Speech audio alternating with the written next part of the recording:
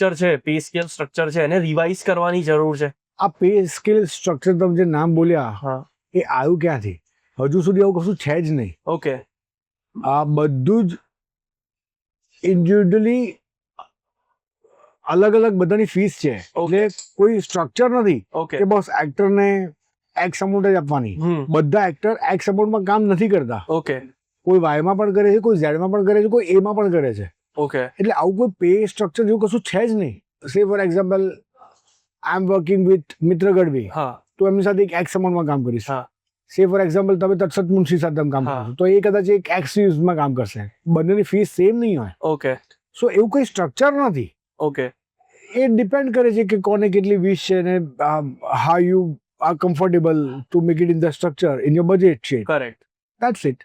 તો એટલે ઘણીવાર એવું થતું હોય છે કે ઘણા મેકર્સ સારી સ્ક્રિપ્ટ લઈને આવતા હોય છે, બટ એમની પાસે બજેટ નથી હોતું.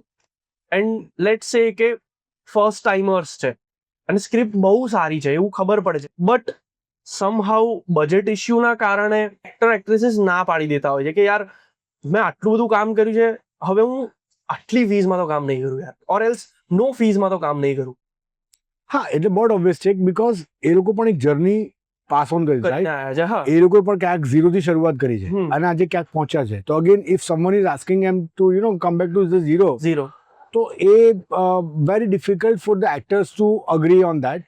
પણ એમાં અગેન પાછી બે સિચ્યુએશન છે કે જો અગર ખરેખર સારી સ્ક્રિપ્ટ હોય અને એક્ટરને ગમી હોય અને એક્ટરને કરવી જ હોય તો એક્ટર કદાચ હેલ્પ પણ કરે કે ચલો તમે ફાઇનાન્સ નથી ને, I help you two connect with the production house. Finances. સે ફોર એક્ઝામ્પલ અગર કોઈ પણ એક્ટરને અગર સ્ક્રિપ્ટ ગમી, કોઈ પણ સારા મેકરની એમને સ્ક્રિપ્ટ ગમી પણ એમની પાસે ફાઇનાન્સ નથી, so they might have connected to me or KD or coconut or someone else. Correct. કે boss would you be interested to produce this film? I am interested in the script, I wanted to work with this film. અને પછી થઈ શકે setup. અને or else તમે બીજું એક structure એવું પણ કરી શકો કે સારા મેકર્સ એવું પણ બીજું કોઈ સેટઅપ કરી શકે કે નવા રાઇટર ડિરેક્ટર્સ છે કે જે લોકો કદાચ ડેબ્યુટન્ટ છે કે એ લોકો ફર્સ્ટ ટાઈમ માટે કરી રહ્યા છે, so they can either offer two ways કે boss I am genuine, I wanted to pay you but I don't have money. Max as a token, as a gesture, I am paying you a small token of it. Not it is not as compared to your fees or not at 5% of your fees. પણ I promise you કે જો અગર અગર film સારી workout થઈ ગઈ box office ઉપર, સો I'll give you your fees. Share. Yes. અને એની ઉપર તમને કંઈક શેર પણ આપીશ.